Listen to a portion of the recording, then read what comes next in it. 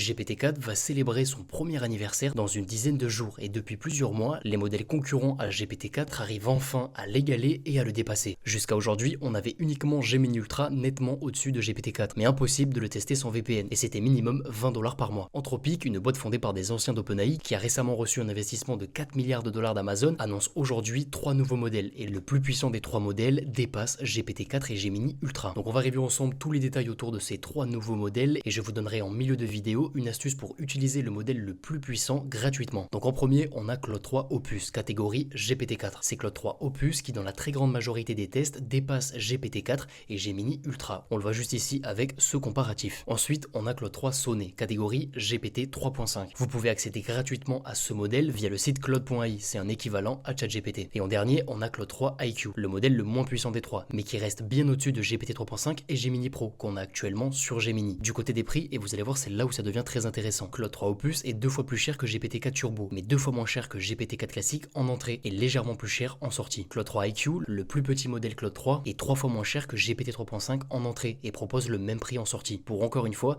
de bien meilleures performances. Claude 3 Sonnet, le modèle intermédiaire qui est à quelques pourcentages de GPT-4, est 2 à 3 fois moins cher que GPT-4 Turbo et 4 à 10 fois moins cher que GPT-4 classique. Et c'est pour moi à ce niveau que c'est une petite révolution. Mistral Lage par exemple, qui est 20% moins cher que GPT-4, mais qui est légèrement moins puissant que GPT-4, arrive à attirer quelques développeurs uniquement avec l'argument du prix. Donc un modèle légèrement moins puissant que GPT-4, mais 2 à 10 fois moins cher que GPT-4 classique, ça commence à être très intéressant pour les développeurs d'abandonner GPT-4, quitte à mieux prompter en amont. Donc on est ok au niveau des prix, on passe maintenant à l'astuce. Le modèle Claude 3 le plus performant n'est pas disponible sur Claude.ai, l'alternative d'Anthropic à ChatGPT, mais le modèle est disponible depuis l'API. Et Anthropic offre 5 $ de crédit en confirmant son numéro de téléphone. Donc rendez-vous sur console.anthropic.com, connectez-vous ou inscrivez-vous. Une fois sur le dashboard, cliquez sur la bannière qui vous propose 5 $ de crédit et confirmez votre numéro de téléphone. Ensuite, rendez-vous dans Workbench, le playground d'Anthropic. Assurez-vous ensuite que Claude 3 Opus est sélectionné et vous pouvez à partir de là utiliser le modèle Claude 3 le plus performant. Les 3 modèles proposent un contexte de 200 000 tokens. On a donc la possibilité de travailler avec des PDF de plusieurs centaines de pages, donc excellent. Et comme mentionné précédemment, Anthropic propose son ChatGPT et propose également une alternative à ChatGPT+.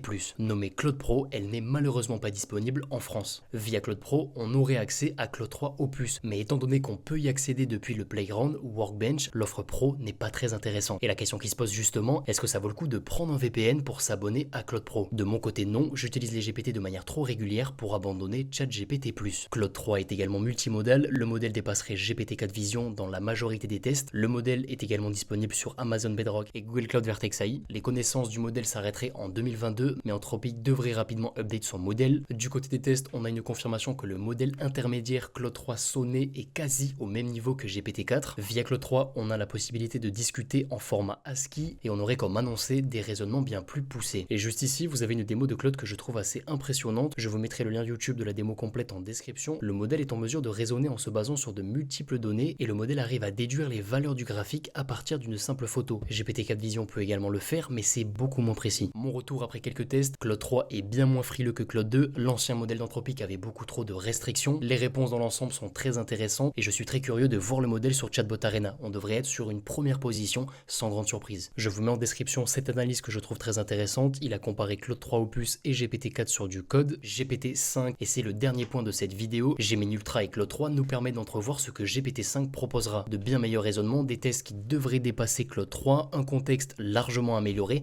et un prix qui logiquement ne devrait pas être bien supérieur à GPT-4. Donc hâte de voir la réponse d'OpenAI et est-ce qu'on aura une annonce pour l'anniversaire de GPT-4? Je vous laisse me donner vos prédictions en commentaire. Et on termine sur ChatGPT qui annonce la possibilité de convertir en audio les réponses générées. Donc on arrive à la fin de cette review d'actualité autour de l'IA, j'espère qu'elle vous aura plu. Si c'est le cas, n'hésitez pas à vous abonner. Si vous avez la moindre question, n'hésitez pas à venir sur le Discord de la chaîne. Je vous dis à très bientôt. Ciao ciao.